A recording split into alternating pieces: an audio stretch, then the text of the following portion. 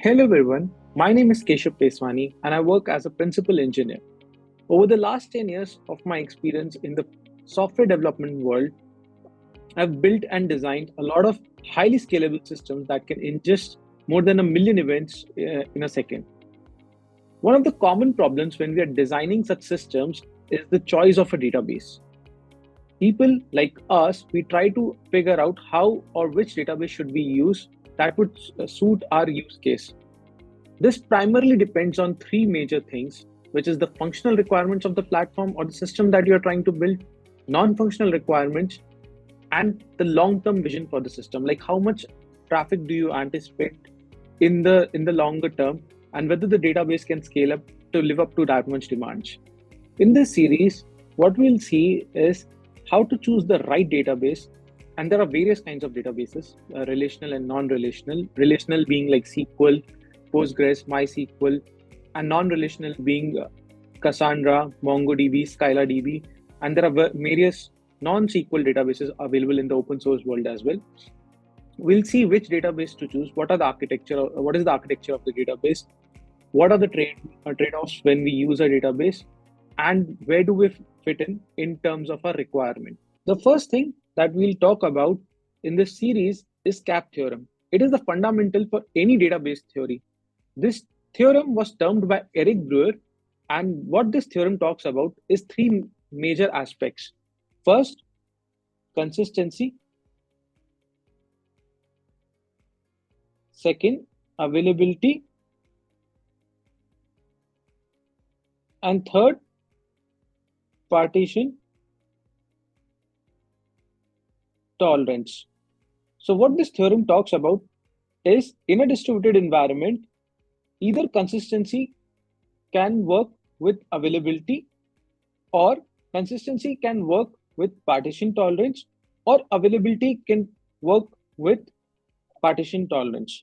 So either this or this or this works in tandem with each other.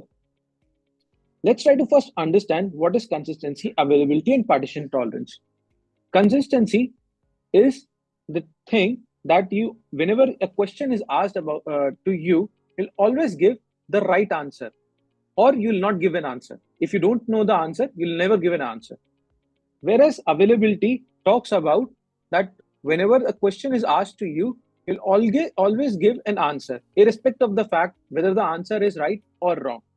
Let's take an analogy. I have a friend, and that friend wants to ask what time of the day it is. So he comes to me and he'll ask what time of the day it is. And what I'll do is I'll look at my phone and give him the time of the day. Whenever he keeps on asking me the same thing again and again, I'll be giving him the correct time of the day by looking at my phone. That is consistency. In terms of availability, let's say my friend again comes to me and asks me what time of the day it is. I'll give him the right answer by looking at the phone, and I'll give him the right answer. Now, again, he comes back and asks me what time of day it is. This time, what happens is my phone is dead, and what I would give him is the answer which I knew previously. So let's say I had my friend came at 3 p.m. and he asked me what time of day it is. I looked at my phone, I gave him the answer 3 p.m. At 3:05, he came again and asked me what time of day it is. I looked at my phone and it was dead. So I gave him answer 3 p.m. only. This is availability that irrespective of the fact whether I know the answer, the latest answer or not, I'm giving him the answer, whatever I knew previously.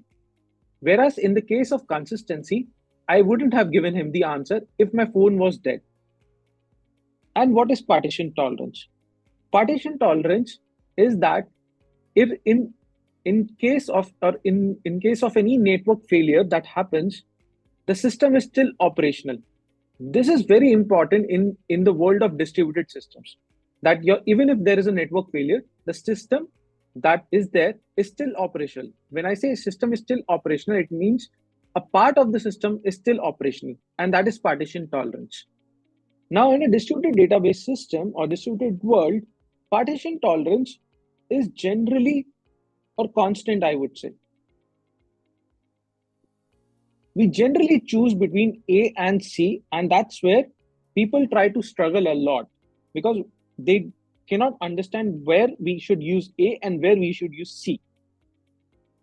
So let's take an example. Let's say we have a social media platform that we need to build, and we have to build a newsfeed system. In this case, we are okay that, let's say I am a user and I'm posting a feed or a post, and my friend's feed should be shown that post, but I'm okay that even if that post comes after 2 minutes delay, so that means I need to always show a feed irrespective of the fact whether the feed is updated recently or it's 2 minutes stale. Because if I don't show a feed, it's a bad user experience. Whereas if I show a feed, even if it's 2 minute delayed, it is still considered better than not showing a feed. So availability is taken into consideration while building such kind of systems. Whereas consistency comes primarily in banking kind of systems, wherein I need to always show a consistent form of the data. Let's take that example. Let's say I have a bank account and my bank account has 100 rupees in it. I do a transaction of 20 rupees, leaving my bank account with 80 rupees. Now, when I query my bank, when I'm doing that transaction, like after I've done the transaction, the bank should always respond with 80 rupees and not 100 rupees. If at that moment of time when I'm querying and bank is still calculating, it's okay for the bank not to show that thing of 100 rupees, but wait and show me 80 rupees after the transaction is completed in the internal systems of the bank. That's where consistency comes into play. Majorly for bank systems or such transactional systems, consistency is more important than availability. And these are the reasons that we should choose our database correctly while building our systems, so that it doesn't hit us back in the longer run. In this series only, we'll understand these systems and what are the architectures, what are the trade-offs, how to fine-tune these systems, and how to make them scale up to the expectations that you would have. In the next part of the series, we'll see what is the importance of NoSQL databases and what is the importance of SQL databases, and where does the SQL databases take precedence over NoSQL databases, and vice versa. Hope you enjoyed watching this series and understood the CAP theorem. Thanks for watching.